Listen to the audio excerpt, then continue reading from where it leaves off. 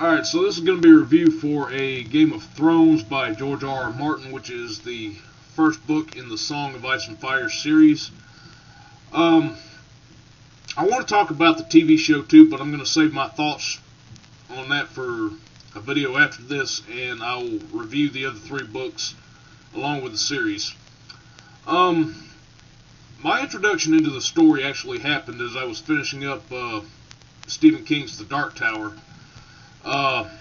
I'm a huge fan of that series, and then after that kind of run out, I was kind of disappointed that there wasn't anything else to read along with it. And somebody that I know that likes fantasy, I'm kind of a fan of fantasy myself, and they recommended I pick this up and check it out.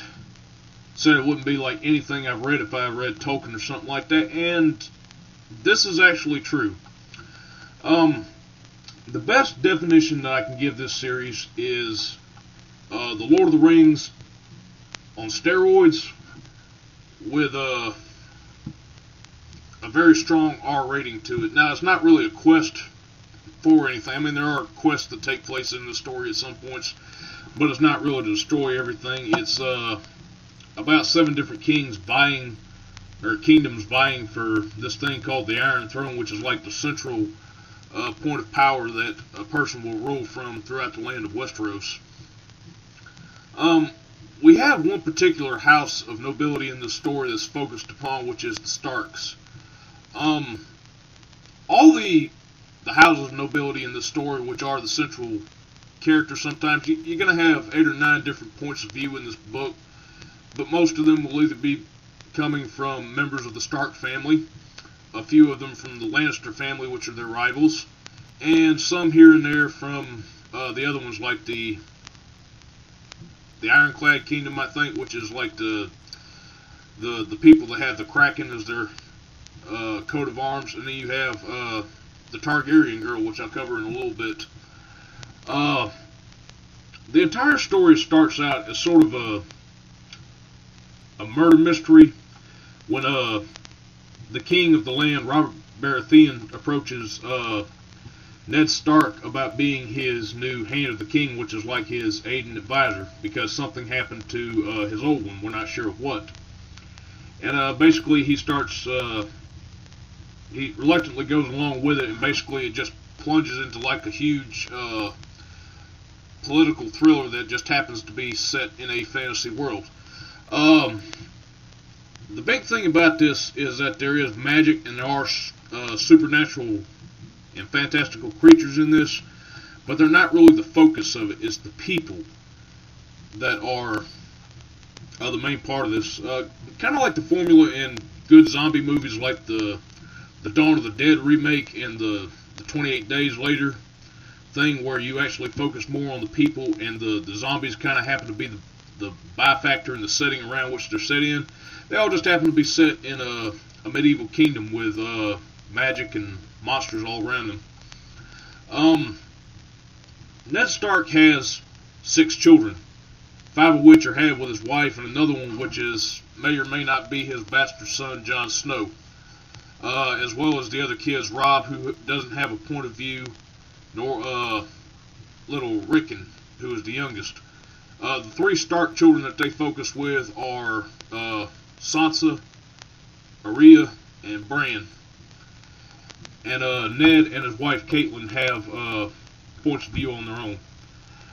I like Ned, I like Bran, I like Arya, I like Jon. I can't stand Catelyn, though I will come to sympathize with her later in the series. And from this book on right here, I really hate Sansa so much. She is completely a naive little brat. You know those little spoiled princesses that you read about in the stories that have a fantastical way of thinking that a handsome prince is going to ride up, and all the tales of glory that are told are the literal truth of the way the world works.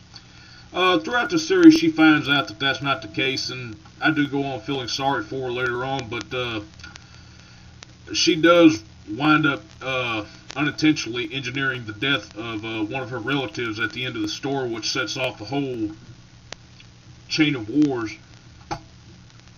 the main of which is in between House Stark and House Lannister for the Iron Throne. As far as the Lannisters go, we have Cersei, who is the queen, Robert's wife, her twin brother Jaime, who they actually reveal have an incestuous relationship and lead to crippling Bran later on in the series, or actually in the early part of the book. Neither of which have a point of view, and Jaime gets one in Book 3, and Cersei will have her own point of view in Book 4. This is the first one where we get Tyrion, who is known as the Dwarf. He's their little brother, and they constantly rag on him. Out of all the characters I favor in this book, besides Jon Snow and Daenerys, who I'll touch on in a minute, Tyrion is the one that always has me laughing every time I read him. He may be short and everybody gives him shit, but he always has a smart-ass remark, and even though he looks like he has a personal agenda going on, out of the Lannisters, he seems the only one to actually have a heart from the start of the story. And just as you go on to read him throughout the rest of the series, it's just fun whenever we get to him, and I'm always annoyed when we have to break off and go to somebody else. Which will be the frustration of these point of views throughout the book, is that each person gets a different turn taken to tell what's going on at a different point. Time is played with quite funnily in these books, because the points of view also have that something could happen, be happening 1 minute, and another point of view could be 5 minutes from that time, or it could be several months down the road. We don't know. And that's just Martin kind of playing around with us here. And it actually is a television series and a soap opera in a book when you come to think about all this. And a lot of the character dynamics that they come up with in here are one of the things that attracts me into the story and keeps me coming back reading it a second and a third time now. Oh yes, and before I forget, I want to talk about Daenerys. Far to the east of Westeros, we have the daughter of the original king of Westeros, Daenerys Targaryen, who has been sold into slavery by her brother to these, they're not really wildlings, but they're sort of a barbaric type of people. Her brother is a vicious little bastard who winds up having a very funny death scene by Daenerys' arranged husband, and reading about that just gave me great satisfaction. But Daenerys, also known as Daenerys Stormborn or Stormrider, she's a 15-year-old girl that winds up going through an entire slew of tragedies in order to gain back her kingdom. And there's a lot of history going behind her, which I could touch upon, but I won't, because there's just a lot that happens with her. But she goes through a lot of tragedy, and watching her story take place far off from everybody else is also interesting to read.